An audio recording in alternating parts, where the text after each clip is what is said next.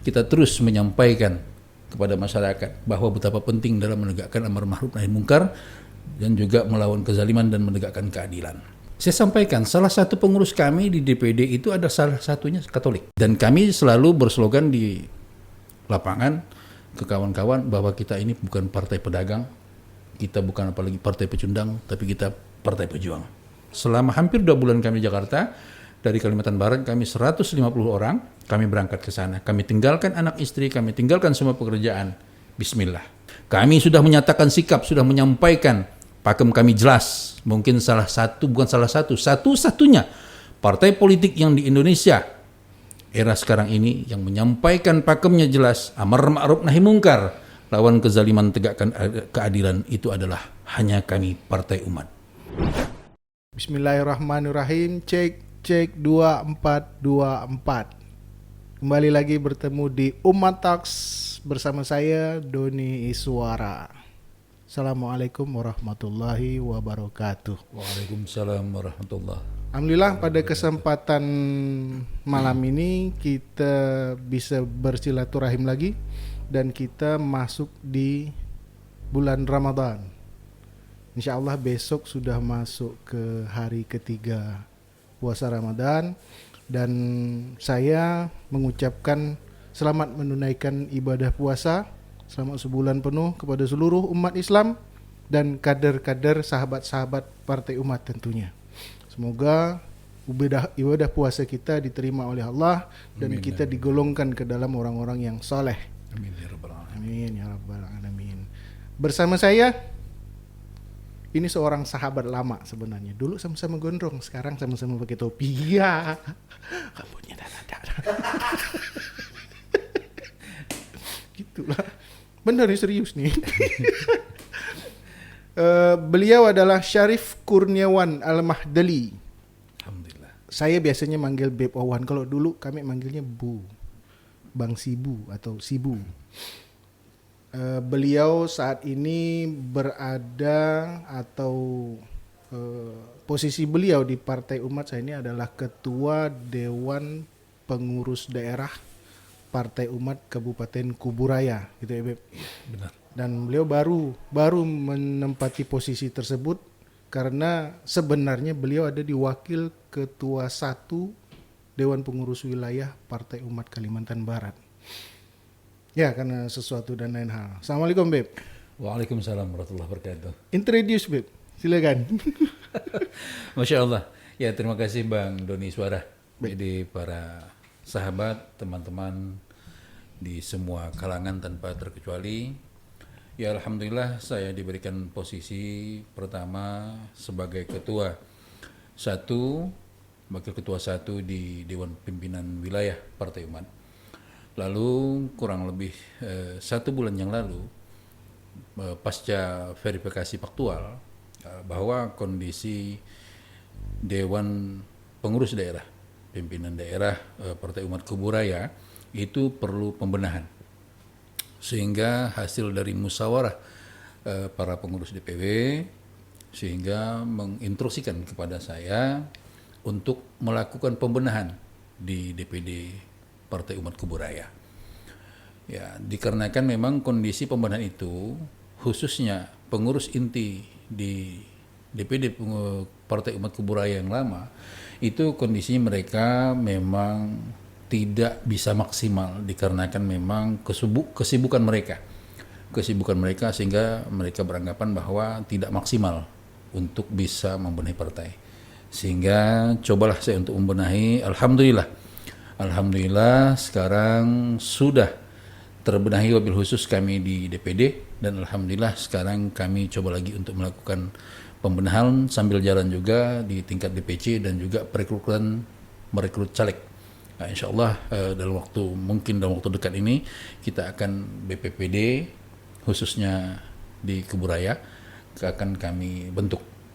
Ya, karena kita kita baru dapat dan sudah banyak telepon khususnya ke pribadi itu sudah banyak yang mendaftarkan diri, bertanya dan mendaftar untuk menjadi caleg-caleg di Partai Umat khususnya di DPD Kuburaya. Sehingga mau tidak mau kami wajib untuk percepatan dalam pembentukan BPPD yaitu Badan Pemenangan Pemilu Daerah Kuburaya. Ini kan terkait pakem Partai Umat sendiri nih, Beb. Melawan kezaliman, tegakkan keadilan.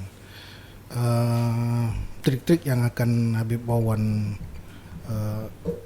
laksanakan, implementasikan di Kabupaten Kuburaya seperti apa? Ya, jadi terkait dengan yang disebut oleh Bung Doni tadi bahwa pakem, bahwa amar ma'ruf nahi mungkar, lawan kezaliman, tegakkan keadilan, ini tidak bisa dielak. Ini bukan hanya simbol ataupun pakem di Partai Umat, akan tetapi ini sudah menjadi perintah khususnya di dalam agama kita, agama Islam. Dan juga perlu saya ingatkan bahwa sekarang itu banyak yang mengartikan bahwa lawan kezaliman, tegakkan keadilan, amar ma'ruf nahi mungkar itu hanya domain Islam saja. Pada dasarnya itu keliru. Nah, cuman memang yang tegas menggambarkan, memerintahkan itu adalah agama Islam. Akan tetapi siapapun dia bisa terzalimi, siapapun bisa juga untuk memperjuangkan hal-hal yang baik. Artinya bahwa ini tidak hanya terdikotomi khusus untuk orang Islam saja. Siapapun yang terzalimi, siapapun ingin menegakkan kebenaran, why not? Kenapa tidak? Siapa-siapa saja bisa.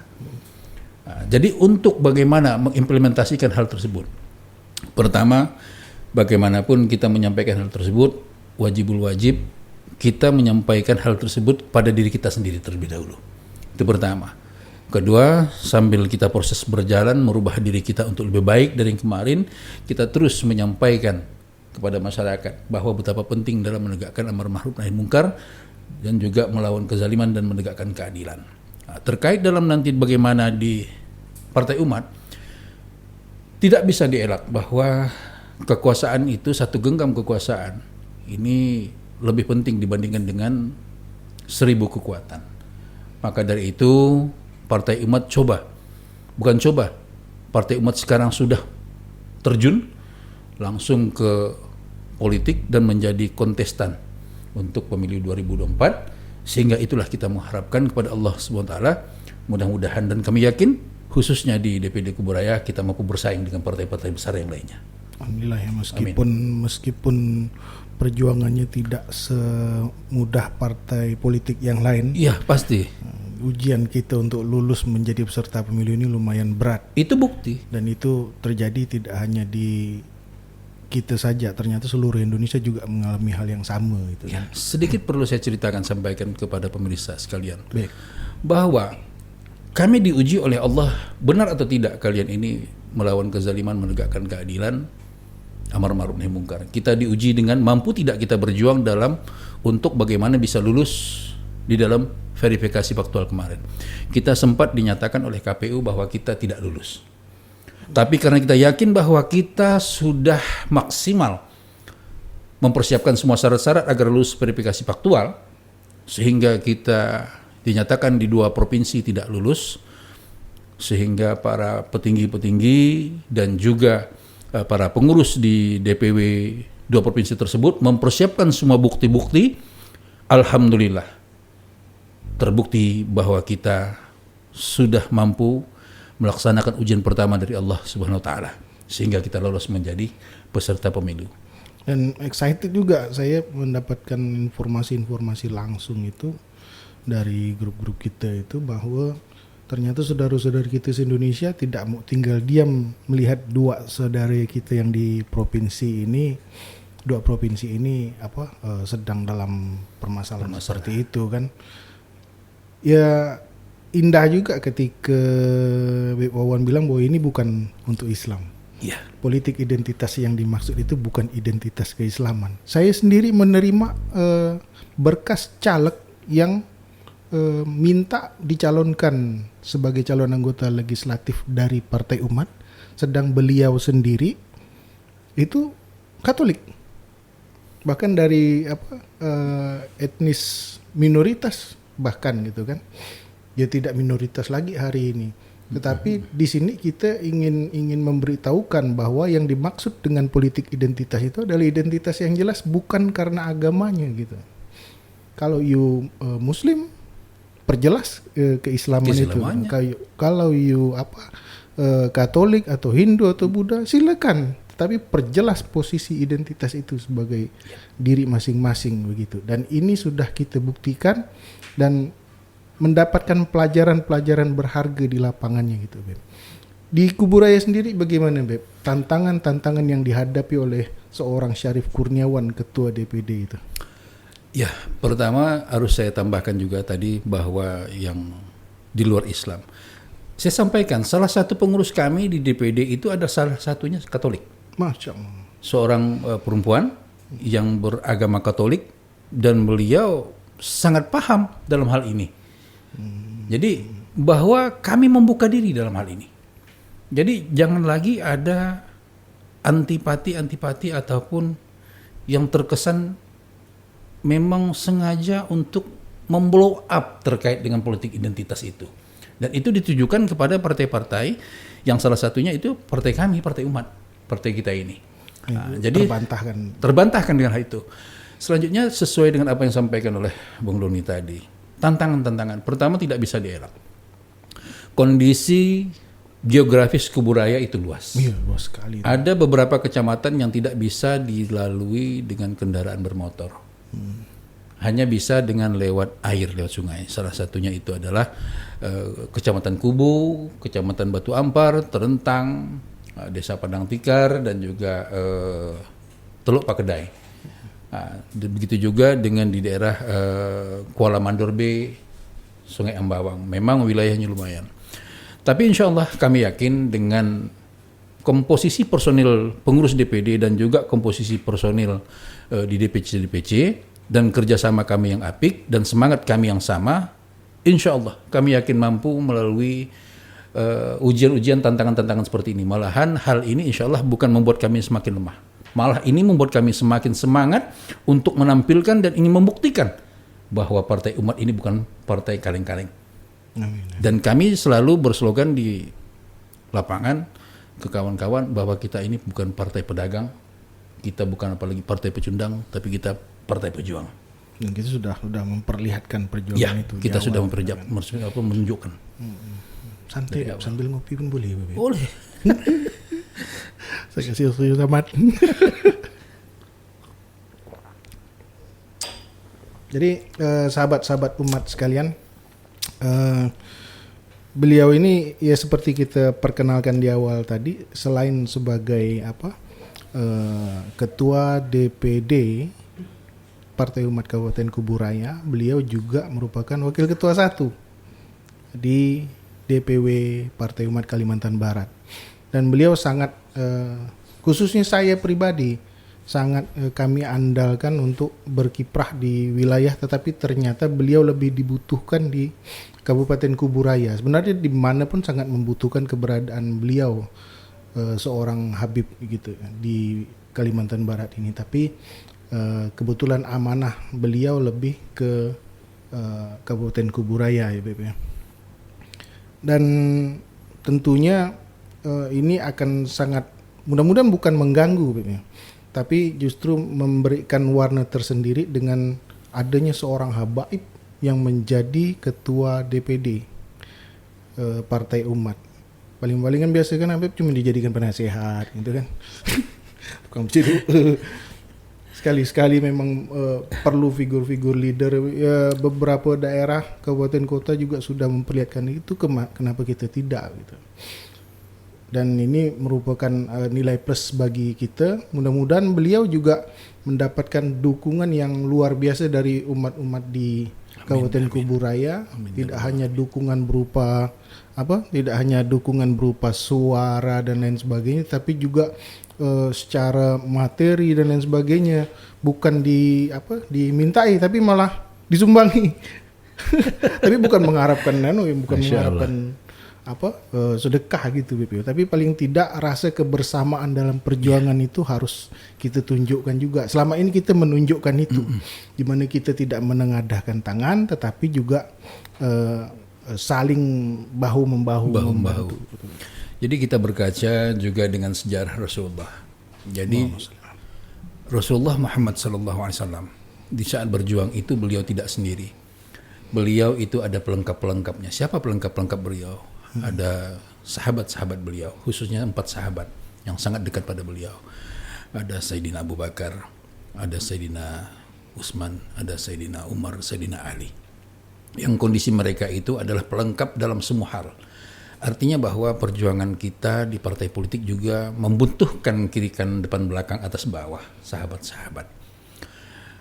Saya pribadi di dalam sebuah perjuangan hanya berupaya ikhtiar untuk menjadi salah satu hamba Allah yang bermanfaat.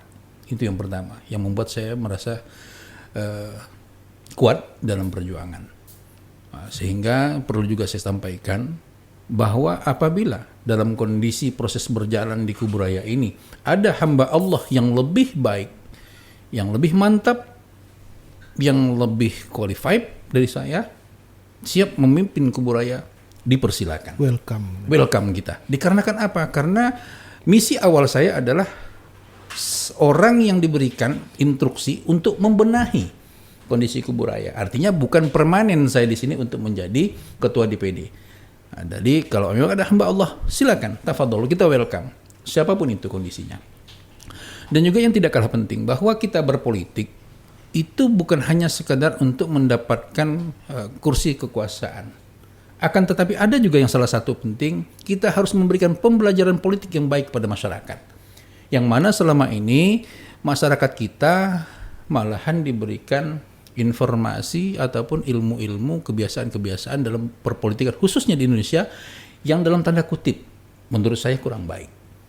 Sehingga masyarakat kita setiap diajak untuk musyawarah, diskusi tentang partai-partai politik, ujung-ujungnya pemikiran masyarakat kita, ada duit nggak?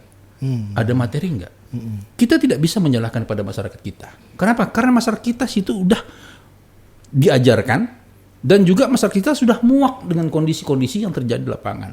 Akan tetapi kita di Partai Umat ini berupaya juga untuk memberikan pembelajaran politik kepada masyarakat bahwa cara yang seperti ini tidak pantas. Ada yang lebih pantas dan kita yakin bahwa tidak semua masyarakat kita, tidak banyak mungkin yang kondisinya seperti itu, yang pragmatis sifatnya. Insya Allah masih ada yang berpikir objektif, berpikir sehat, malah bisa menilai, melihat secara intelektualitas mereka bahwa kami memilih saudara bukan dari sisi materinya, bukan dari sisi 300.000, 500.000, 1 juta. Tapi kami memilih saudara ada keyakinan bahwa kami ingin ada perwakilan kami di legislatif yang memang punya kemampuan, bukan hanya duduk diam pulang proyek. Tapi ada yang ditinggalkan, ada kenang-kenangan yang ditinggalkan, yang diberikan untuk kepentingan masyarakat. Itu yang kita harapkan, berikan pembelajaran politik. Jadi hal ini, pesan ini bukan hanya saya sampaikan kepada wabil khusus saya pribadi, tapi kepada kita semua. Jangan berikan racun kepada masyarakat kita. Jangan berikan racun pada masyarakat kita. Menarik kalau diingat kondisi politik dalam beberapa puluh tahun terakhir ini kan. Macam kita ini kan 97 udah ikut pemilu kan. Nah, proses-proses money politik itu sangat mengganggu kepemimpinan kita di tanah air ini. Akan tetapi itu menjadi fenomena yang sepertinya sudah bukan rahasia lagi dan tidak perlu dirahasiakan lagi. Akhirnya masyarakat terbuai dan terbiasa menunggu momentum-momentum pemilu dengan harapan adanya sumbangan-sumbangan pemilu itu gitu. Kesian di merekanya akhirnya ketika mereka sudah merasa dibayar, si yang terpilih dengan membayar itu akan berlaku seenaknya pada saat berada di posisi kekuasaan. Dan ketika ada proses protes untuk itu, maka sudah kami bayar. Jangan ngomong macam-macam lagi. Gitu kan. Sedangkan pendiri-pendiri bangsa ini perlu dicatat dalam sejarah kita bahwa pendiri-pendiri bangsa kita mulai dari BPU PKI tak ada satu pun yang orang kaya. Sementara fenomena politik hari ini harus orang kaya. Harus punya duit baru boleh bercita-cita menduduki 1-2 posisi kekuasaan politik begitu. Artinya bahwa, maaf saya potong. Artinya bahwa kalau melihat seperti ini, kultur yang kurang baik seperti ini hanya memberikan kesempatan kepada yang berduit. Sekarang pertanyaannya, jika memang ada yang orang berpotensi dari sisi kemampuan mental,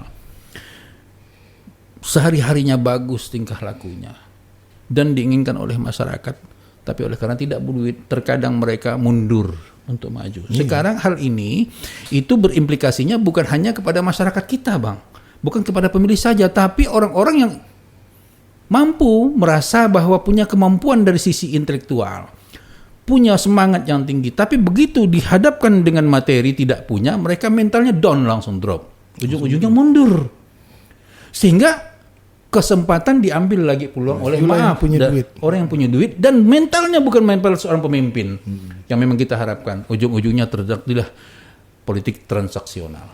Bohong kalau orang yang maju dengan keuangan besar itu ketika duduk tidak berniat mengembalikan modal, bahkan menambah value pribadi, itu bohong. Itu udah tidak perlu dibuktikan lagi. Para sahabat-sahabat umat juga bisa membuktikan itu tanpa harus kita yang capek-capek membuktikannya, dan itu benar loh gitu. Dan fenomena hari ini ada kebocoran dana di sampai 300-an triliun, itu bukan nilai yang sederhana kok. Dibangunkan sekolah se-Indonesia, sekolah itu mewah-mewah dengan duit 300 triliun itu.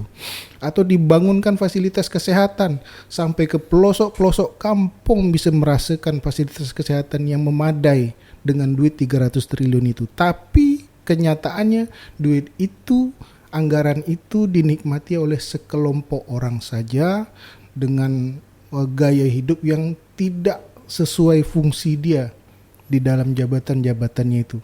Dan itu kenapa terjadi? Karena kita menganggap momentum 5 tahun sekali ini adalah momentum untuk mengambil keuntungan sedikit saja. Padahal kerugiannya bisa 5-10 tahun terhadap diri kita sendiri, bahkan anak cucu kita begitu. Patut untuk kita waspadai bersama ini, sahabat. Maka dari itu kita umat, kita harus berani menampilkan sesuatu yang beda. Dan kami yakin bahwa banyak sekali, khususnya para pemuda, khususnya para pemudi, yang mana mereka masih punya idealisme, mereka masih punya sisi bersih hati mereka. Maka dari itu cek and recheck terlebih dahulu lah, saudara-saudaraku, terkait siapa yang akan kalian pilih. Jangan hanya kalian tergoda, antum sekalian tergoda dengan materi yang disuguhkan, dengan racun-racun yang diberikan, dengan hanya 300.000, dengan hanya 500.000. Khususnya kami Kuburaya ini perlu saya sampaikan, memang terkait politik transaksional seperti ini dengan masyarakat yang pragmatis ini sudah bukan lagi rahasia umum. Sudah pada tahu. Sampai-sampai pemilu yang kemarin kita sudah mendapatkan informasi itu udah main angka hampir 500-an satu suara. Itu udah kita dapatkan informasi itu dan jelas. Waduh, sangat miris sekali. Tapi kita dapat pelajaran juga ini, Beb, bahwa dari 212 bahwa ternyata masyarakat Indonesia itu daya sedekahnya tinggi. Masya Allah. Benar, mereka bisa sampai ke Jakarta, kemudian bisa melakukan semuanya berjamaah, dan itu juga ada orang-orang Kalbar loh banyak di sana. Dan kita berharap orang-orang ini kumpul. Ayo kita sama-sama. Gitu. Jadi memang momentum 212, 411, 313 itu tidak bisa dielak. Tidak bisa dielak. Jadi kalau memang ada dari buzzer dari pihak sebelah yang menyatakan bahwa ini didanai oleh siapa yang mampu mendanai sampai sekian juta, itu murni memakai uang pribadi tanpa ada bayaran.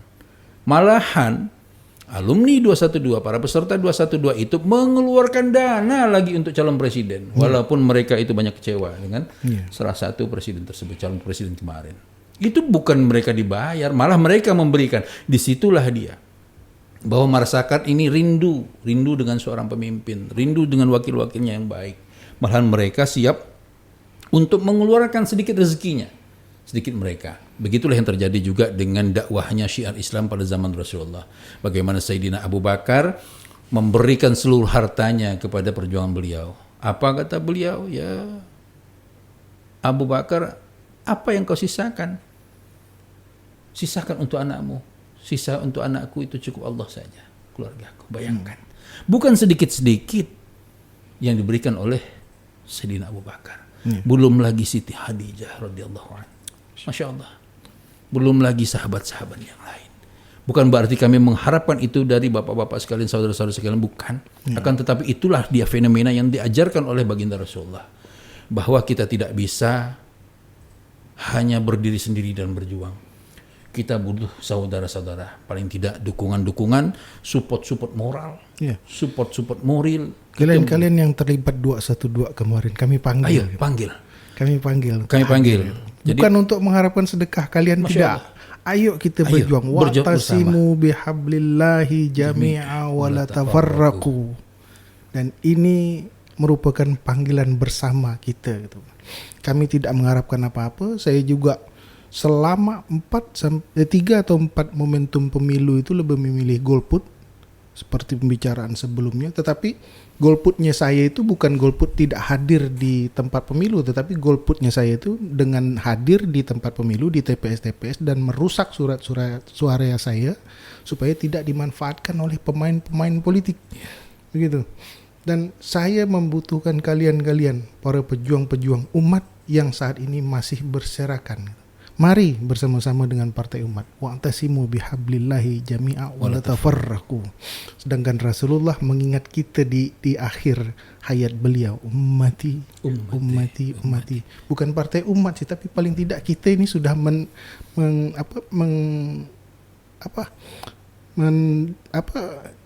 sudah menunjukkan diri bahwa kita siap bersatu, bahwa kita siap bersama. Orientasi kekuasaan tidak ke sana mungkin bohong gitu. Tapi paling tidak bagaimana kita bersama berorientasi pada kekuasaan yang melawan kezaliman, menegakkan keadilan. Gitu. Jadi di sini juga terkait dengan 212411 tidak bisa dielak, saudara-saudaraku. Kondisi saya dan beliau ini, Pak Doni Iswara ini juga Bung Doni Iswara, kami ini adalah alumni dari GMKUJ, Gerakan Masyarakat Kalbar untuk Jakarta, yang mana pada saat itu di saat pemilihan gubernur yang mana Bung Anies Baswedan pada saat itu ya yang bersaing dengan Ahok pada saat itu, kami mendengar langsung dari perintah para ulama untuk kita memilih pemimpin yang seiman sesuai dengan Al-Maidah 51 dan 52. Masya Allah, tanpa tedeng aling kami berpikir, kami berangkat ke Jakarta, ikut juga untuk kan berjuang bersama dengan saudara-saudara kita dari provinsi-provinsi lain, wabil khusus dengan oleh masyarakat Jakarta. Alhamdulillah selama hampir 2 bulan kami di Jakarta, dari Kalimantan Barat kami 150 orang, kami berangkat ke sana. Kami tinggalkan anak istri, kami tinggalkan semua pekerjaan. Bismillah. Alhamdulillah berkah restu dari para ulama, Allah luruskan niat kita sehingga Bung Anies jadilah terpilih kemarin menjadi gubernur. Jadi saudara-saudaraku, dengan tadi beliau menyampaikan salah satu ayat, ingat juga dengan ayat bahwa innamal mu'minuna ikhwatun fa aslihu baina akhwaikum. Jadi jangan bisa tidak bisa dielak bahwa kita seluruh umat Islam ini kita bersaudara tanpa terkecuali. Untuk itu juga kenapa kemaksiatan kemungkaran ini merajalela, tidak malu-malu mereka tunjukkan. Karena salah satunya itu adalah diamnya orang-orang baik. Saatnya orang-orang baik sekarang tidak lagi boleh berdiam diri, apalagi untuk apatis terhadap hal tersebut. Kami sudah menyatakan sikap, sudah menyampaikan, pakem kami jelas. Mungkin satu-satunya partai politik yang di Indonesia era sekarang ini yang menyampaikan pakemnya jelas, amar ma'ruf nahi mungkar, lawan kezaliman, tegakkan keadilan, itu adalah hanya kami Partai Umat. Dan tagline kami identitas, itu sudah disampaikan oleh Ketua Umum kita kemarin pada saat Rakernas Partai Umat yang pertama di Jakarta. Dan itu bukan berarti kami adalah politik identitas, itu adalah Islam. Terbukti di beberapa daerah-daerah di Indonesia, ternyata pimpinan-pimpinan Partai Umat merupakan mereka yang berasal dari bukan Islam. Bukan Islam, ya benar. Ada yang dari Katolik, ada yang dari Protestan. Dan kita membuka pintu selebar-lebarnya kepada saudara-saudara yang bukan penganut agama Islam untuk sama-sama kita melawan kezaliman, tegakkan keadilan. Tidak mungkin di dalam keyakinan agama kalian menegakkan keadilan, melawan kezaliman itu tidak diatur di dalam keyakinan iman masing-masing. Pasti itu. Jadi saya ingat dengan apa yang disampaikan oleh Bung Rocky Gerung kemarin waktu di Rakernas kemarin. Apa kata beliau?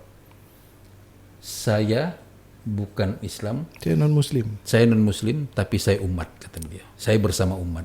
Itu kata beliau.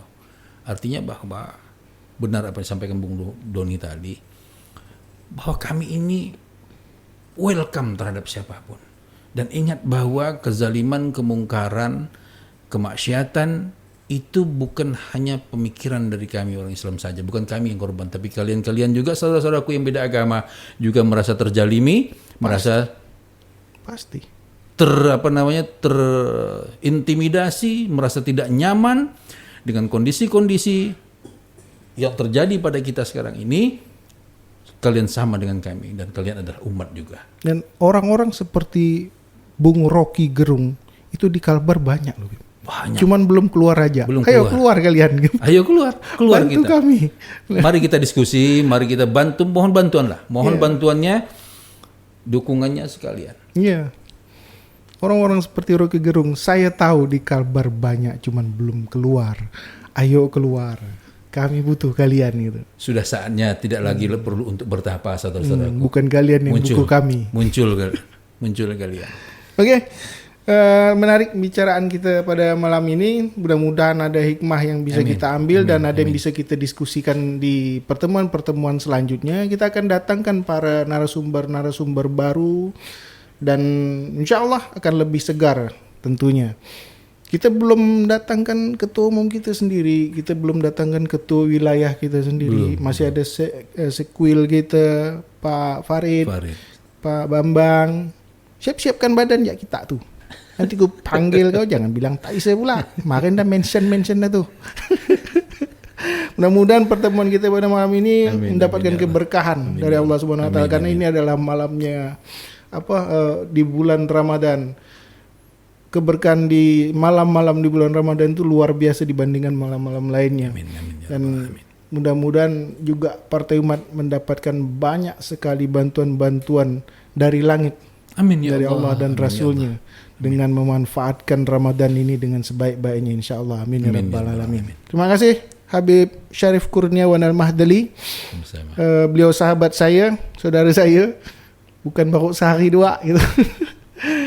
Dan mudah-mudahan kehadiran beliau ini juga menambah semangat untuk kita sahabat-sahabat umat yang lain. Billahi taufiq wal hidayah. Assalamualaikum warahmatullahi wabarakatuh. Waalaikumsalam warahmatullahi wabarakatuh.